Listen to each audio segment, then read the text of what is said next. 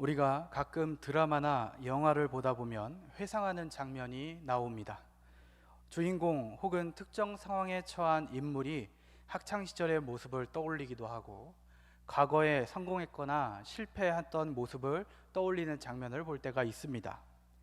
오늘 본문이 이러한 회상의 장면입니다. 주인공은 예레미야이고 그가 회상합니다. 지금 남유다 왕국은 멸망을 앞두고 있습니다. 그래서 유다의 마지막 왕 시드기야의 이야기가 계속 나옵니다.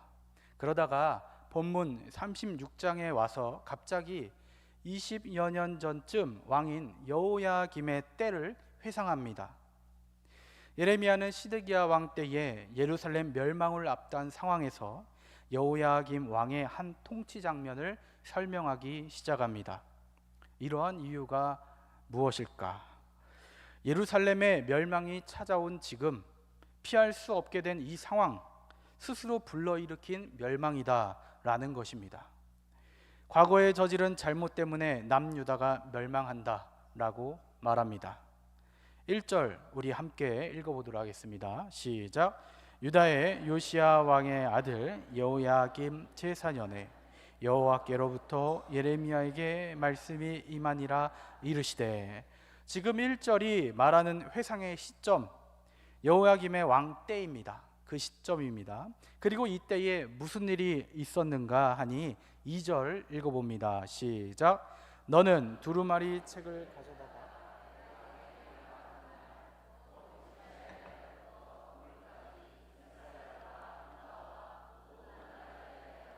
내가 내게 일러준 모든 말을 거기에 기록하라. 아멘.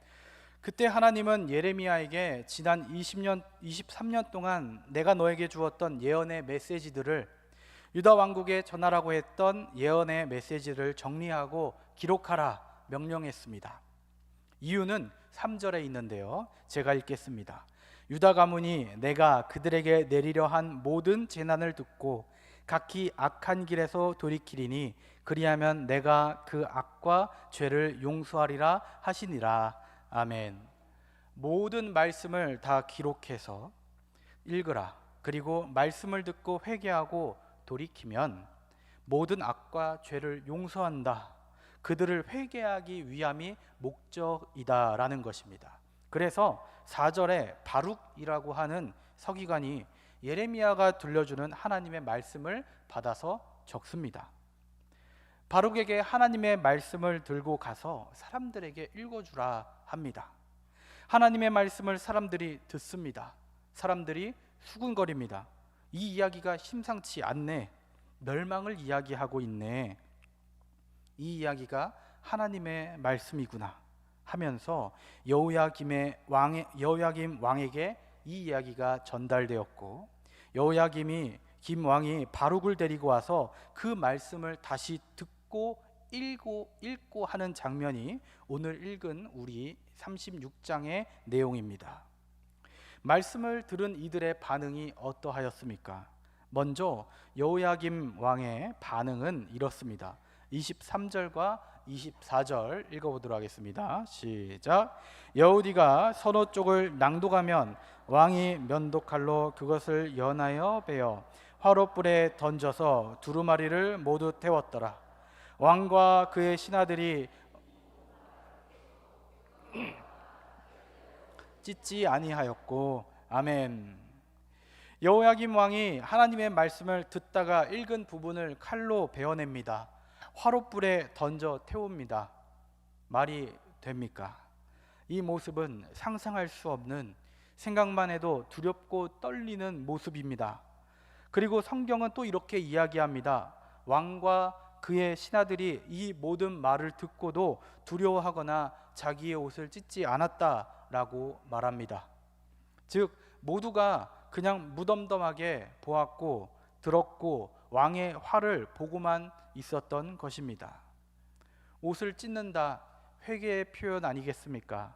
돌이키는 장면, 애통하고 아파하고 회개하는 모습이 바로 자기의 옷을 찢는 행위인데, 그런데 이상하게 여호야김과 신하들은 주의 말씀을 듣고도 옷을 찢지 않았다라고 합니다.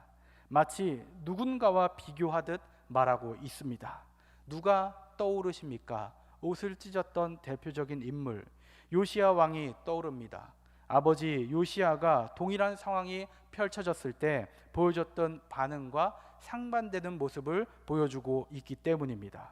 그렇다면 요시야는 어떻게 행동했습니까? 요시야의 반응은 열왕기하 22장에 나옵니다. 먼저 요시야는 오랫동안 그 전 왕들이 우상을 섬기고 하나님을 멀리 떠났기에 자신은 하나님 앞에 바르게 서야겠다 결단합니다. 그렇게 낡아 헐어져가는 성전을 보수하고 성전을 다시 세우려고 노력합니다. 먼지가 가득 쌓인 성전에 들어갔다가 사람들이 폐허 속에 감추어진 한 책을 발견하게 됩니다. 먼지를 툭툭 털면서 그 책이 무엇인지를 봅니다. 그 책은 모세 시절부터 있었던 그들이 읽었던 모세의 율법서였습니다. 율법서를 낭독합니다. 요시야 왕은 사반이 읽어주는 율법책을 듣습니다. 우리가 이렇게 잘못 살았던 것인가? 하나님의 뜻이 바로 이러하였던 것인데 하나님께서 주시는 나를 향한 메시지가 이렇다고 생각하게 됩니다. 느낍니다. 열왕기하 22장 8절 제가 읽도록 하겠습니다. 왕이 제사장 hil기야와 사반의 아들 아히감과 미가야의 아들 악볼과 서기관 사반과 왕의 시종 아사야에게 명령하여 이르되 너희는 가서 나와 백성과 온 유다를 위하여 이 발견한 책의 말씀에 대하여 여호와께 물으라. 우리 조상들이 이 책의 말씀을 듣지 아니하며 이 책에 우리를 위하여 기록된 모든 것을 행하지 아니하였으므로 여호와께서 우리에게 내리신 진노가 크도다. 아멘. 요시야는 여호와 하나님의 말씀을 듣고 옷을 찢습니다. 그리고 하나님의 뜻과 내가 멀어졌었구나 생각하며 온 나라에 명령을 내리기 시작합니다. 그는 역대 왕들이 세운 우상과 산당들을 다 없앱니다. 유월절을 지킵니다. 엄청난 신앙 개혁이 일어납니다. 말씀을 보았습니다. 말씀을 읽습니다. 나에게 향한 말씀을 듣습니다. 주어진 말씀으로 돌이켜서 역사가 시작되었던 것입니다. 그래서 요시야는 역대 왕 중에 손꼽힐 만한 칭찬받는 왕이 되었습니다. 그렇다면 오늘날 우리는 어떠합니까? 오늘 우리의 예배도 동일합니다. 우리에게도 하나님의 말씀이 있습니다. 매일 기록된 말씀을 읽습니다. 그렇죠? 기록된 말씀을 읽죠, 매일. 네. 그리고 저도 기록된 하나님의 말씀으로 설교를 준비하였고 지금 나누고 있습니다. 그러나 오늘날 이곳에서도 두 가지의 반응이 있습니다. 누군가는 말씀을 듣고 그냥 흘려버릴 수도 있고, 말씀을 듣긴 하지만 우리도 칼로 베어버리듯 그냥 떼어버리고 흘려버릴 수 있다는 것입니다. 불에 그 말씀을 태워버립니다. 여전히 듣지 않고 말씀을 말씀으로 들으려고 하지 않은 나의 모습이 나타나 보입니다. 하지만 요시야 왕처럼 주어진 말씀을 살아계신 하나님의 말씀으로 듣고 받아들이고 깨닫고 다시 회복하려고 노력하는 사람들이 있습니다. 나의 이전 모습을 도려냅니다. 나를 태웁니다. 오늘 하나님께서 나에게 말씀하고 계시는구나. 나의 삶이 주와 같이 걸어가는 그 길에서 벗어났구나. 하나님의 뜻이 바로 이것이었구나 하며 주께서 주신 그 말씀 믿음으로 받고 나의 옷을 찢고 나의 마음을 찢고 나를 태우며 하나님 앞에 제가 어떻게 해야 됩니까? 날마다 물으며 나아가는 사람도 있습니다. 오늘 이 자리에 모인 우리는 어떠합니까? 우리가 듣는 말씀, 주님께서 주신 말씀이라 생각하십니까? 새벽과 수요 그리고 주일에 선포되는 그 모든 말씀들이 또 매일 읽고 묵상하는 그 말씀이 정말 우리에게 나에게 주시는 하나님의 말씀이라 생각하십니까? 아니면 나와는 상관없는 말씀이라 생각하며 듣기 싫은 귀찮은 부분을 도려내며 살아가고 있습니까? 우리가 살아가는 지금 이 시대는 말씀이 쏟아지는 시대입니다. 유튜브를 보더라도, 서점만 가더라도 다양한 설교와 강해, 그리고 신앙교육 자료들이 있습니다. 그러다 보니 문제가 생기는데 내가 좋아하는 주제만 골라서 듣고 본다는 것입니다. 언제든 편하게 말씀을 들을 수 있고 언제나 원하는 말씀을 골라 들을 수 있는 시대에 살아가고 있습니다. 그래서 그런지 몰라도 주어진 것을 내려놓게 만드는 말씀이, 돌이키는 말씀이, 헌신을 감당하라고 하는 말씀이 나를 귀찮게 합니다. 간절히 바라옵기는 모든 말씀을 하나님께서 주시는 그 말씀으로, 우리가 하나님의 말씀으로 아멘으로 받아 화답하는 성도님들 되시기를 간절히 소망합니다. 골라 듣지 않습니다. 말씀을 선택하지 않는 우리가 되길 소망합니다. 그렇게 모든 말씀이, 이 성경이 우리의 정체성이 되기를 간절히 축복합니다. 운전할 때 가장 신경 쓰이는 것, 옆에 탄 누군가가 아니라 운전할 때 과속 카메라가 참 신경 쓰이죠. 과속 카메라 고속도로에서 많이 만납니다. 우리가 고속도로에서 카메라가 있다라고 하는 간판을 마주쳤을 때 어떻게 합니까? 시속이 몇이고 얼마나 남았는지 파악하며 조심하고자 합니다. 띵띵띵 소리가 들립니다. 1km 앞, 500m 앞, 100m 앞. 그 소리가 점점 빨라집니다. 그렇게 우리는 신호 그리고 속도를 맞춰서 카메라를 통과합니다. 사실 1km 앞에 카메라가 있다라고 경고가 나왔을 때 우리는 잘 지키지 않습니다. 하지만 점점 가까워지고 내비게이션에서 소리가 빨라질 때 우리는 그 카메라를 조금 더 의식하게 됩니다. 그렇다면 우리는 왜 그 띵띵띵 하는 소리를 의식하고 조심하는 것일까? 카메라를 왜 조심하는 것일까? 왜 조심할까요? 네, 벌금 때문입니다. 신호와 정해진 속도를, 법규를 지키지 않았을 때 흔히 말하는 벌금이 날아오기 때문입니다. 우리는 그 벌금을 받지 않으려고 법규를 지킵니다. 만약 벌금을 내지 않아도 된다면 우리는 지켜야 하는 규정 속도를 예민하게 신경 쓰며 지키지는 않을 것 같습니다. 우리는 더 빨리 가고 싶지만 안전 때문이 아니라 날아오는 벌금이 무서워서 그 법규를 지킨다라고 할 수 있습니다. 그 카메라의 권위 앞에, 벌금이라는 권위 앞에서 우리는 작아지고 순종합니다. 그렇다면 우리는 하나님 말씀 앞에 어떻게 반응하며 살아가고 있습니까? 카메라는 그 순간만을 보고 판단하지만 하나님은 우리의 인생을 전부 보고 판단하십니다. 한 가지 확실한 것은 오늘 말씀의 배경에서와 같이 우리가 하나님의 말씀을 지키진 않았을 땐 단순히 벌금으로 끝나지 않는다라는 사실입니다. 사랑하는 성도님들은 말씀에 얼마나 권위를 두고 살아가십니까? 하나님의 음성에 얼마나 권위를 두고 살아가십니까? 사랑하는 성도님들에게 주님의 말씀이 그 무엇보다도 더 권위가 있기를 소망합니다. 그리고 그 말씀을 참되신 하나님의 말씀으로 받는, 생명의 말씀으로 받는 우리가 되기를 축복합니다. 예레미야는 하나님의 말씀을 계속 전합니다. 회개하십시오. 이대로 가면 안 됩니다. 하나님께로 돌이켜 돌아오십시오. 그러나 모두 듣지 않습니다. 오히려 이 기록된 말씀을 어떻게 합니까? 찢어서 불에 던집니다. 오늘 36장이 중간에 삽입된 이유도 여기에 있습니다. 너희들의 멸망은 이미 예견된 것이다. 너희들의 왕이 하나님의 말씀을 불에 던져버렸기 때문이다. 너희들도 왕의 행동에 수긍하였고 주의 말씀에 순종하지 않았기 때문이다.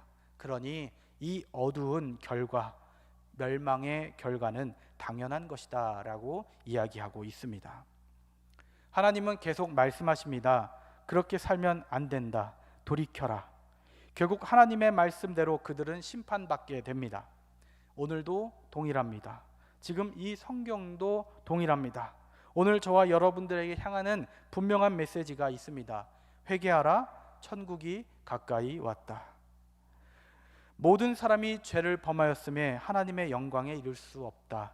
모든 사람은 결국 창조된 대로 깨어져 죽을 수밖에 없다. 사망이 있다. 그러나 그 사망이 끝이 아니라 영원한 죽음이 있다.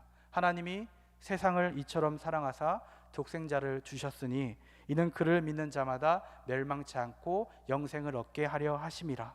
이것을 너희에게 쓰는 것은 심판을 하기 위함이 아니요 너희에게 영생을 얻게 하려 하심이라.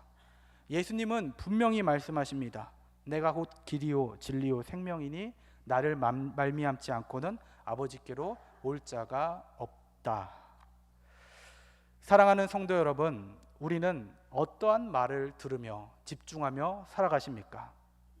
그리고 어떠한 말에 권위를 두며 살아가고 계십니까? 학생들, 청년들, 집사님들, 권사님, 그리고 장로님들, 나에게 들려오는 어떠한 말에 권위를 두며 살아가고 계십니까? 지금도 우리에게 계속되는 경고의 소리가 들려오고 있습니다. 그러나 우리는 아직 하나님의 카메라가 멀리 있다라고 생각합니다. 그래서 조심하지 않고 달려갑니다. 간절히 바라옵기는 하나님의 카메라를 매 순간 의식하는 사랑하는 성도님들 되기를 축복합니다. 카메라에는 또 카메라만 얘기하네요. 카메라에는 또 단속 구간이라는 것이 있습니다. 구간 단속. 그 단속이 시작되는 시점에 차량 번호판을 촬영하고 단속이 끝나는 시간에 한 번 더 촬영합니다.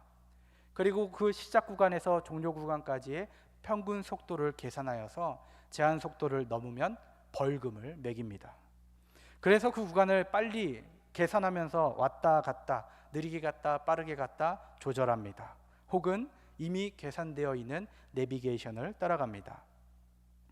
우리는 가끔 그런 생각합니다. 마지막 때에 가서 열심히 해야지. 그때 가서 잘하면 되지. 몰아서 열심히 하면 되지. 하지만 우리의 마지막은 아무도 알 수가 없습니다. 언제 그 구간이 끝나는지 알 수가 없습니다. 그러니 지금 이 순간부터 하나님의 뜻에 알맞게 매 순간 속도를 지켜 나아가야만 합니다. 아니 어쩌면 처음에 그 단속이 시작될 때에 그 제한된 속도보다 빨리 달렸을지도 모릅니다. 그러기에 우리는 하나님께서 말씀하신 것보다 그 커트라인보다 더 회개하며 더 신실하게 더 열심히 순종하며 살아가는 모습이 있어야 할 것입니다. 우리 신앙생활에 있어 내일이 있기보다 현재를 더욱더 기억하며 지금 말씀에 더욱 순종하며 지금 말씀에 귀를 기울이며 살아가는 모습이 우리에게 있기를 간절히 소망합니다.